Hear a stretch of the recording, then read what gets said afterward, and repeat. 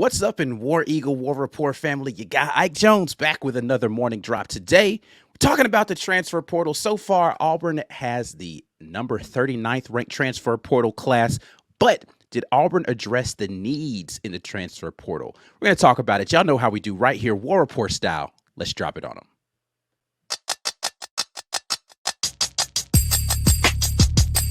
You are now listening to the War Report. Drop.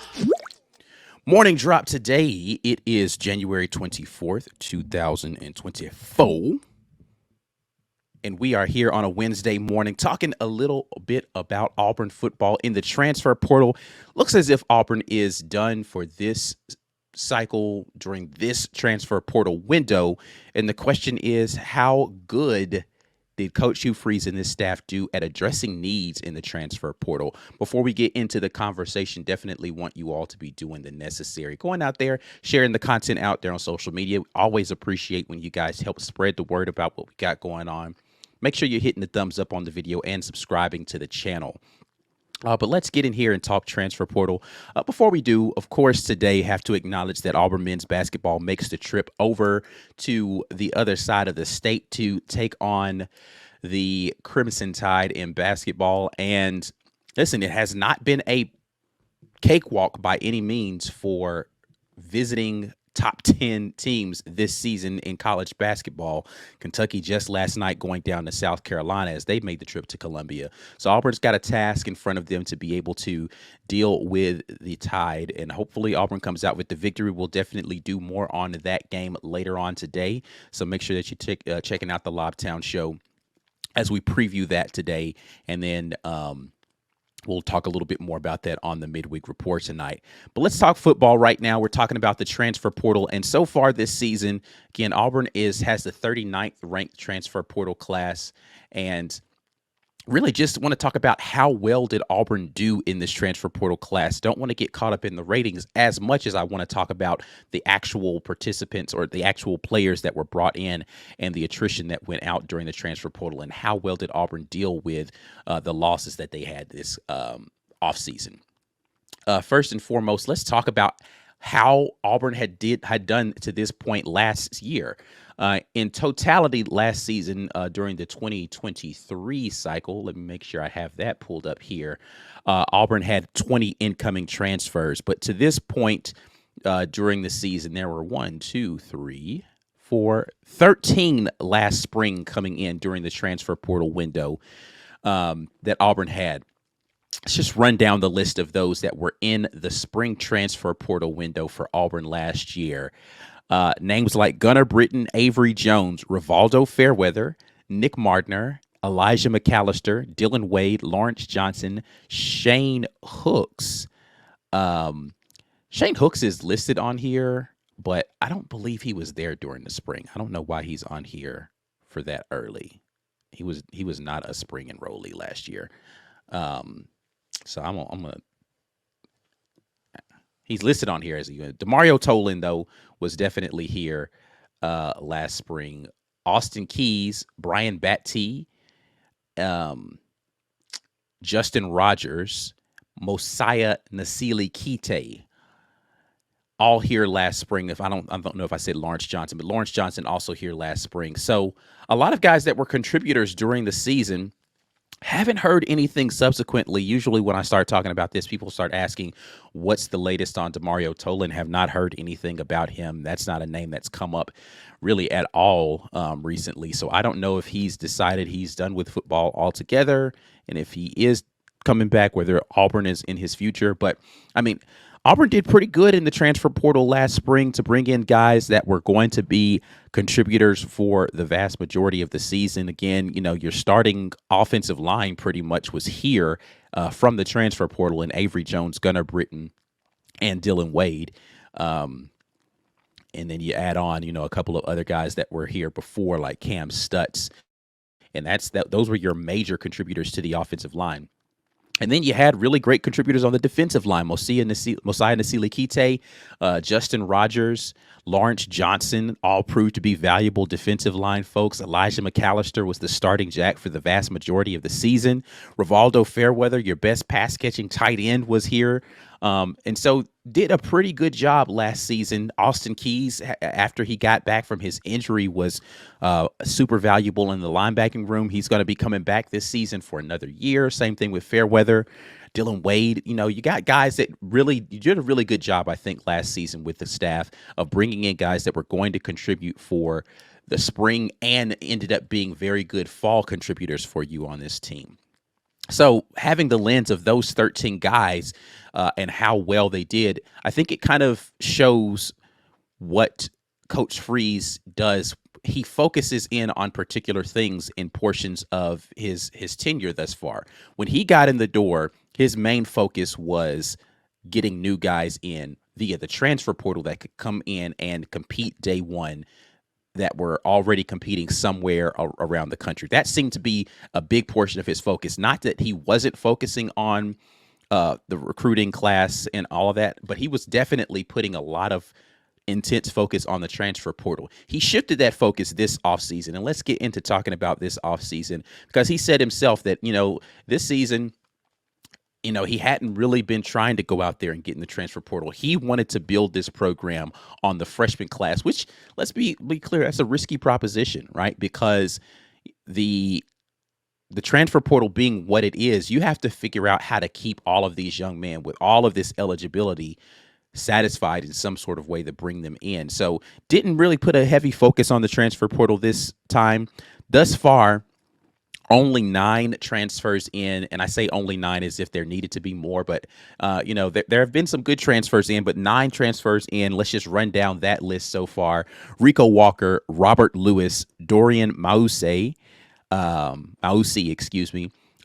Jackson V, Gage Keys, Piercy Lewis, Trill Carter, Jaron Thompson, and Antonio Kite have been the transfers in so far this one. And again, it's ranked number 39th overall with 9 transfers. But I think this has been a solid class. I'm not going to put a grade on it really today, because I think that I hesitate to grade this class in advance as far as what they are going to do. But I can say, as far as filling positions of need, you talk about the defensive backfield, you really only got 2 guys, right? You got Kite and you got Jaron Thompson.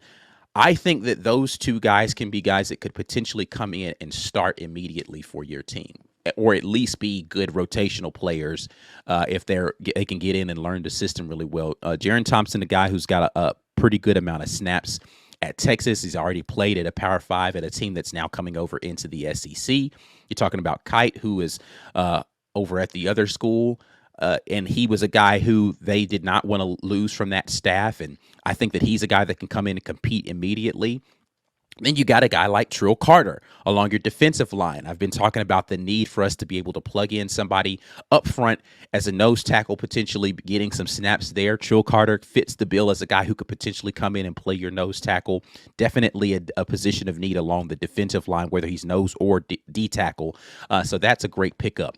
You addressed it again with Gage Keys, who I think can be a defensive tackle, defensive end in your scheme. So you've got more depth along the defensive line with that, and a guy I think that fits what you want to do from a profile and size standpoint. Then you look at what they did with the offensive line. Didn't need a lot of offensive line guys, in my opinion, because you have a lot of young guys that I think can step in and start to play. But you did address the need with the offensive tackle position specifically, and I think that that's a big need for this team to have more depth there. And you didn't just go get depth. You went and got a guy that could potentially come in and start at that position, having played snaps in the SEC and done a good job in Piercy Lewis. So a great pickup there. Then you go to the linebacking core where you're thin.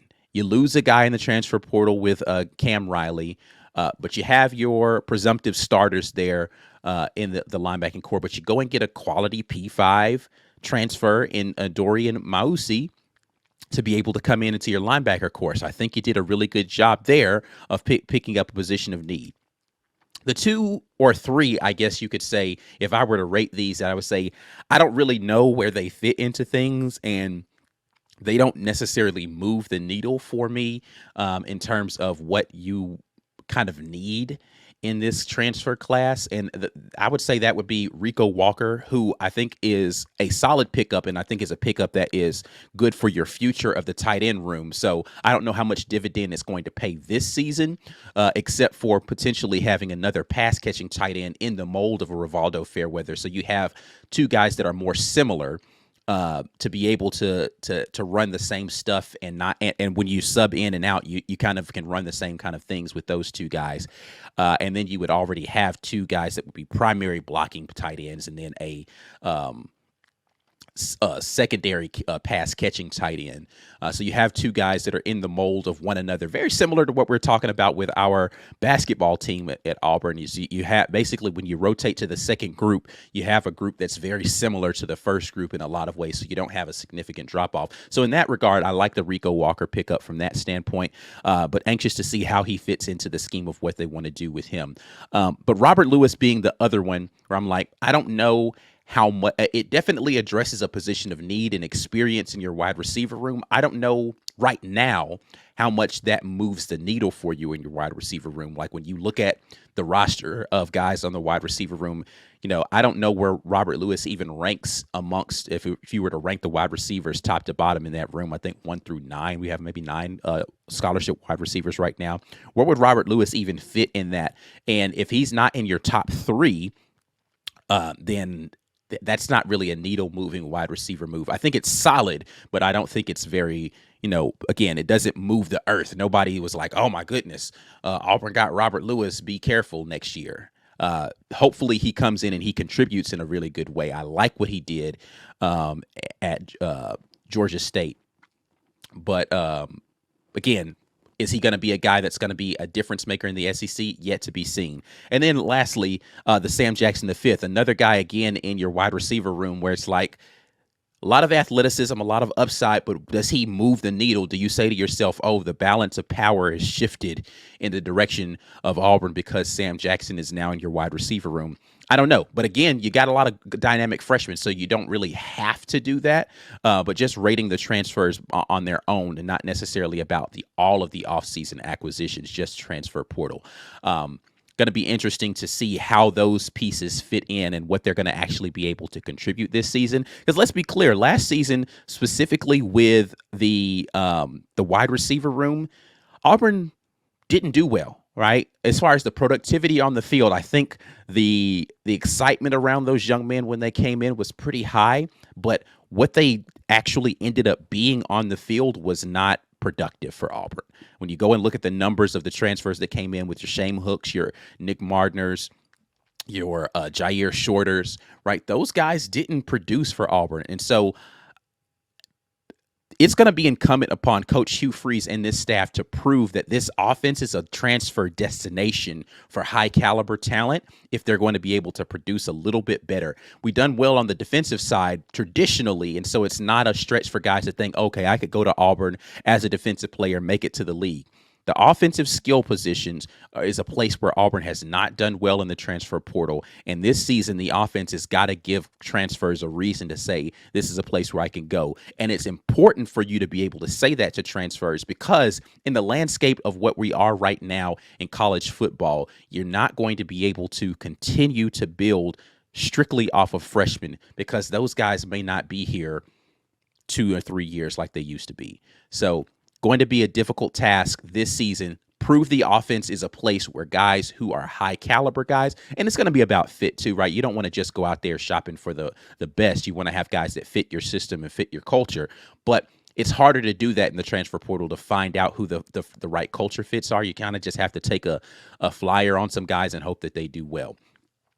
But looking forward to seeing how these young men are progressing, and we're getting into the time where they're working out and all that sort of stuff. So we will definitely get to see how the culture fits are going to be doing for this team. All right, that's enough of me talking about this transfer portal period. I want to hear what you all are talking about. Before we do, definitely want to talk about show sponsor Rogue Shop. Make sure you head over to rogueshop.com and use code RAPPORT when you do. America's #1 online dispensary is the Rogue Shop. Sleep, stress, pain, anxiety, all of those, there's a remedy for them right there at the Rogue Shop. Head over there using code RAPPORT, and that will let them know that the War Report sent you. Plus, you get a little something off of your purchase. All right. Let's get over here into the comment section, see what you guys are buzzing about today. Definitely appreciate you dropping in with me today. Let's get things started off with, let's see what we got here. Got to go way back up. You guys, a lot of chats this morning. A lot of people anticipating just because he was in here first. Let me shout out my guy, Jazzy Joe. War Eagle to you. Tony Baker, War Eagle to you as well. Greatest fans in all of the sports world. Absolutely. The Auburn fans sit atop of Mount Olympus in the sports world. TK taking a good shot over at the folks in Bama, says, really have a dislike for Nate Oatmeal. Not a fan of Nate Oates, I see. Listen, hey, it is what it is. We got to get this dub today, baby. Let's see here. Haley jumping in saying, good morning, fam, War Damn Eagle. Haley, and I think they've addressed it in the comments, is Haley's birthday today. So happy birthday to Haley. Glad she's able to join us on her birthday. She hadn't been here as much lately, but decided to come and get a birthday morning drop in. Not mad at that.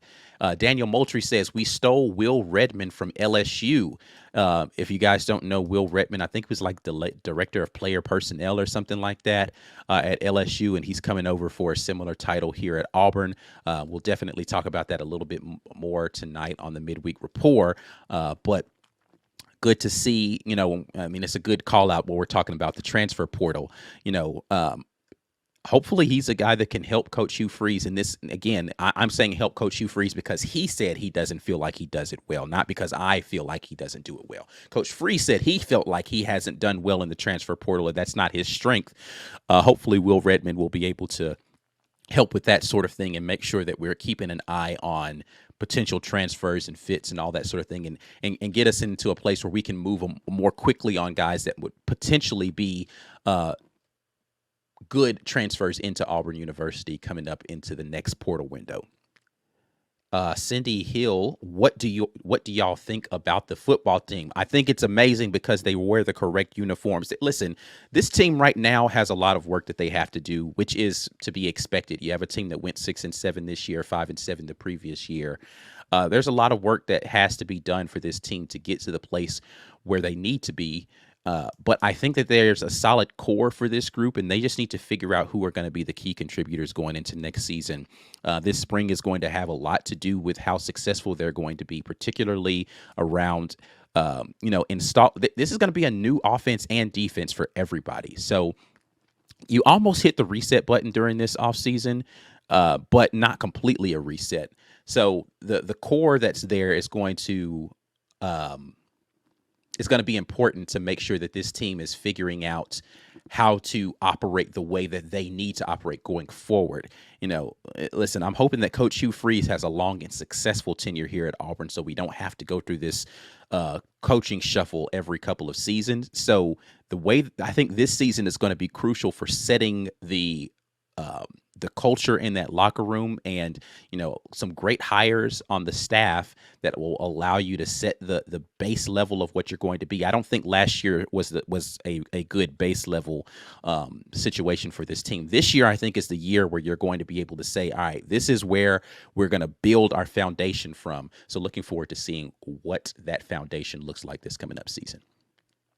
Dustin Pace says he's also been out recruiting big offensive tackle for the 2025 class. Absolutely. I mean, listen, I don't get, as I say often, and people think I'm crazy for saying this, I don't get too caught up in the in recruiting stuff, just because that stuff changes so much. right? Like just because you have a guy committed today does not mean that he's going to be a part of your actual class once time hits, because we've seen, flips happen. They flip to and from Auburn. So I try not to get too caught up in early returns on any of that stuff. When it gets closer to the day, I will look at what we're doing in the in that regard, but I do see the focus there that Coach Hugh Freeze has on that 25 class, and they've done a good job of saying we want to attack the trenches primarily with the offensive and defensive line. So looking forward to seeing how they close out that class in a strong way to make sure that those trenches are taken care of for the future. Ant Robinson jumps in and says, I think this team will be better depth than last year. I agree. I think that the depth of this team, I just talked about this in the tight end position, but I think the offensive line right now is pretty deep with the addition of Percy Lewis, excuse me. I think that helps you at your offensive tackle to have some guys who can rotate. One of the great things about having a guy like Gunnar Britton last year, which I think Dylan Wade will end up being a guy like that for this team this season, and Jaden Muskrat will be a guy like that for this team this season. Dylan Senda, I think, is going to be a guy like that. And then Tate Johnson's going to be a guy like that. They can move around to multiple positions. Now, Dylan Wade has not played interior offensive line before, but I think getting in this spring and him potentially being in the interior offensive line, where people are projecting him to be at least, will allow us to have a lot of depth at multiple positions along the offensive line. In case a tackle goes down, you can move Dylan Wade out to the tackle position again because he's played there. So you have guys that can specialize, and then you have guys that can be versatile. And I think that that's going to be super crucial for being able to absorb whatever situations pop up during the season. Is you've got guys that you can move around to certain spots without losing a lot of quality experience and snaps. So I think we've gotten better in that regard. When you move out to positions like, the running back room is essentially the same room as last year, and I thought that was a deep room last year, so we're going to be back in that position again this year. The only place, I'm not going to run down room by room, but the only place where the depth for me is still somewhat of a concern is along, and more so because I don't know what we have in some of the guys that haven't played, is the defensive line. That's the place where you definitely needed to bring in your Gage Keys and your Trill Carters to be able to solidify that a little bit more. But I still am not sold on what we have at the nose tackle. I like what Quintrell Jamison Travis did last during the bowl game, and I think that he could potentially slide in and be someone who can give you some minutes at the nose. And he definitely has D tackle skills and ability. So I do worry a little bit about the nose tackle position, but maybe somebody emerges. And again, I think that you have to get this guy, Dimitri Nicholas, in this class to have more depth along the defensive line, specifically at a guy who could hold down that nose tackle. But I do like the depth of this team more than last season. The wide receiver room is another place where a lot of talent, but unproven. So we'll see what happens there. Derek Anderson says, thought we made a DC hire that hasn't been announced yet that y'all knew about. Nope, I don't know anything about a secret defensive coordinator hire, and I don't even know why it would need to be kept a secret. So, no, haven't seen anything. And I'm going to be honest with you, if I had seen anything or heard anything, I wouldn't tell you, because it's not my job to break anybody's news. It's my job to react to it. So, but being honest, I haven't heard any hire that's been made that hasn't been announced. So no. Derek Anderson jumps back in and says, Coach Hugh Freeze said the QB battle was wide open. I understand that Walker White coming in isn't ideal to be the starter, but do you honestly feel like he will have a shot to win the job, or is he like 99% red shirt? We talked about this a little bit yesterday, and we will definitely discuss this more in the coming days on the show, specifically about the quarterback position, just because, I know that that's always going to be a topic that people want to discuss. I'll say this about the quarterback position with Coach Hugh Freeze, Walker White, and who all we have in this room right now. To address the question directly, does Walker White have a chance to play as a freshman? I would say yes, he does. I don't see any reason why Walker White couldn't come in and be in competition for QB1 snaps immediately. However, I don't think that is the preferred route for Coach Hugh Freeze to start Walker White game one. And when I talk about QB1, I'm talking about QB1 game one. is the preferred scenario that Walker White be QB1 game one? No. The preferred scenario right now is Peyton Thorne make some sort of step up and be QB1 game one because he has the most in-game experience. I think the preferred scenario is that Walker White be QB3 going into game one. You have one of the guys, either Holden Geriner or Hank Brown, step up and look like a potential QB1, but be the QB in waiting behind Peyton Thorne. Again, I think this is what Coach Hugh Freeze prefers today. I don't know if that's going to be the reality, and it honestly doesn't matter what I would prefer. What I would prefer is that we have multiple quarterbacks that are ready to step up and play football for Auburn in case QB1 doesn't work out for whatever reason, whether that's performance or injury. Have a second quarterback that can come in and step in and play well.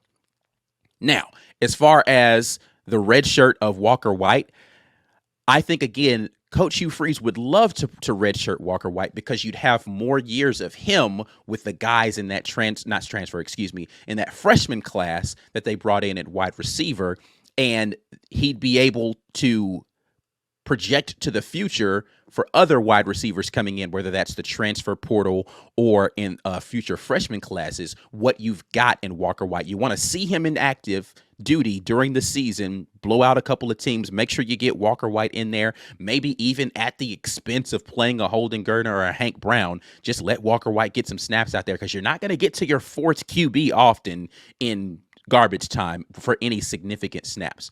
So that's why you want Walker White to be QB3, right, coming in there so that you get to maybe QB2 and then you get one or two drives with Walker White at the end of games next season so that you can show, hey, this is our heir apparent guy that's going to be coming in. But QB2's got to get snaps during the season. You can't – if Walker White's not QB2, then he can't get snaps during the season without QB2 doing that. So that's where you're going to be in this really weird place of trying to figure out how to showcase what you have in Walker White without leapfrogging one of the other guys in the quarterback room who you want to be able to trust to come in and be your QB2. Again, I think that's the preferred scenario. We'll see how that works out coming up.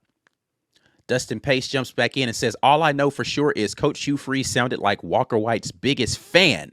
He probably has a shot, plus physically he seems the most prepared. Not dismissing Hank Brown, though. Those pre-snap reads were high level. Listen, he's supposed to sound like Walker White's biggest fan. I mean, listen, you recruited the guy for a year and a half. You got him to come in here. You need to sound like his biggest fan coming in here about what you think he can do in the future. But if you heard him talk about Holden Geriner, he's got the best arm in that room. I think he's going to be a really good talent. He sounds like his biggest fan. When you hear him talk about, well, he hasn't had a chance to really gush over Hank Brown. He just hadn't. Like, he hasn't really gushed over Hank Brown yet. I think it's going to be interesting to see. That first press conference going into the spring is going to be an interesting one. There's a couple of things that I think are going to be prevailing topics. The quarterback situation is going to be number one, and how people talk, how Hugh Freeze and Kent Austin now, who is going to be an on-the-field QB coach, he's going to get a chance to be out there in front of the media answering questions in the facility during spring. How they talk about and how they're asked about the quarterback situation is going to be an interesting thing to monitor.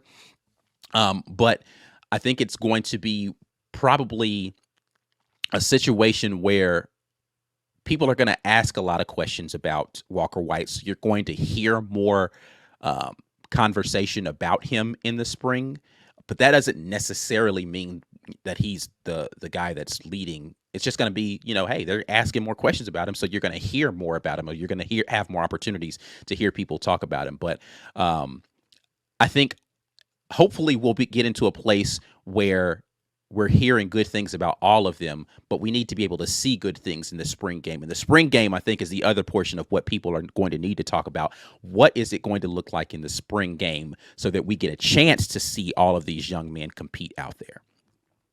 James Barnett asks, Ike, who, in your opinion, is the steal of the class? One offense and one defense. Are you asking about, and I'll give you a chance, I'm going to run back to this question. Are you asking about this transfer portal class, or are you asking about the freshman class? Clarify that for me, and I will answer that question for you here in just a minute. Jonathan Boyson says, has McLeod committed? I've heard yes and no. No, to my knowledge, McLeod has not committed. To my knowledge, McLeod has not visited. To my knowledge, Auburn hasn't even been in contact with McLeod. To my knowledge. Now, that doesn't mean that it didn't happen. It just means I don't know about it. He said that at the time when the initial report broke that wasn't truth. And I haven't seen anything subsequently about him. So I think that'd be interesting, right? You'd be going into the spring with 5 quarterbacks that would be on scholarship unless he's going to take a preferred walk-on spot. And so I don't know how you even really get into a place where you're getting quality reps for 5 different guys in a new, I put quotation marks around new system in that regard, right? Because you need to make sure that everybody is getting a chance to, rotate through and work with all of the first team, whatever that first team is going to look like. That's going to be an interesting thing as well, because last spring, Coach Hugh Freeze repeatedly said, I don't care who goes in there first, all that sort of thing. But reps and the division of reps in the spring are going to be very different, in my opinion, this year, because you have guys that have been here a little bit longer. How is he going to figure out how to make sure everybody's getting reps, specifically at positions like quarterback? I don't know. If you bring in a 5th guy, I don't know how you retain all of the, Walker White's going to stay. Hank Brown or Holden Geriner have to start rethinking what they're going to do with their collegiate career if you bring in McLeod. I don't know that McLeod would transfer here to sit on the bench. And when I say sit on the bench, I mean to be like a 4th string quarterback. Like, why would you do that? So if he's coming in, he's got to be coming in with the thought that he could compete for QB1. Any transfer quarterback. Let's just not limit this to McLeod. I'm only talking about McLeod because you ask about him. That whoever, if they brought in a transfer portal quarterback for the spring, that person would be coming here with the thought process. I am, especially a guy like McLeod who doesn't have a lot of eligibility yet, I'm going to be competing for QB1, at worst QB2, right? And so that puts you in a position where if going out of the spring, you have a transfer in here and you're not at least QB2 as Holden Geriner or Hank Brown, I don't know why you stay. If you're Peyton Thorne and you're not one of those, you definitely need to get up out of here, right? And so I think that is the beginning of the end for somebody in one of those 3 names. If you bring in a transfer portal quarterback, because again, unless that guy's got 3 or 4 years of eligibility, it doesn't make sense for them to come in here and be the 3rd quarterback, 4th quarterback on your roster. That's just, unless you just want to get a different NIL check, right? And especially if you're coming in on preferred walk-on set, like, I just don't know how that makes a ton of sense for whoever that would be. So we'll see. But I don't have a ton of confidence in the way that looks. While I'm looking here, Jed says, man, I love Hank and Walker this spring. I think Holden's going to be gone. I mean, listen, whomever out of the 3 guys that are coming back, and I'm leaving Walker White off of this just because, he's not going to transfer. Whoever is the QB3 in that room, I think probably hits the transfer portal. Whoever QB3 is, right? Like, if you feel as if you're not in the running for QB1, meaning you're 1 or 2 on the list, I think the likely destination for you is going to be the transfer portal. Freshman class. Okay, he says in the freshman class, who is the steal of the freshman class?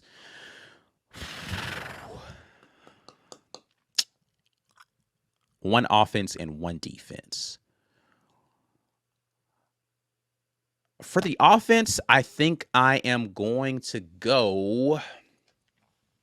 Oh, this is tough, man, because I think this is a really good class. Let me make sure I'm not forgetting somebody. So let's look at this.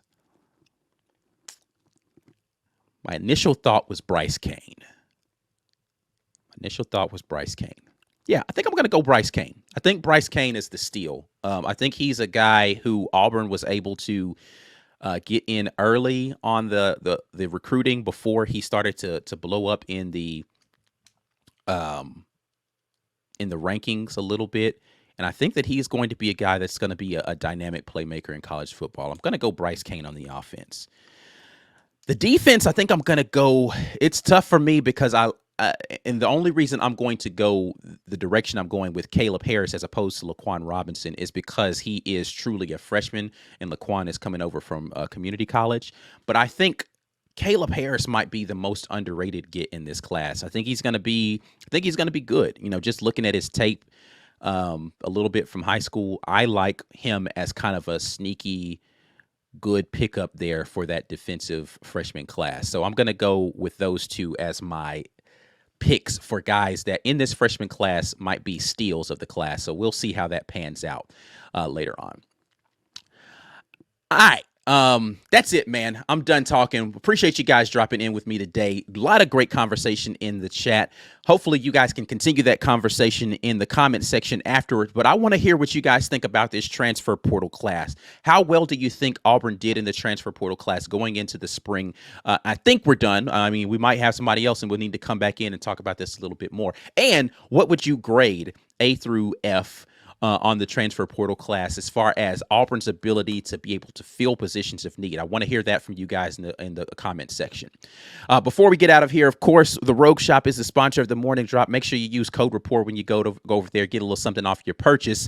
We'll be back at you with a midweek report tonight. Like the video, subscribe to the channel, and make sure that you share the content with somebody. Until the next time, and as always, War Eagle.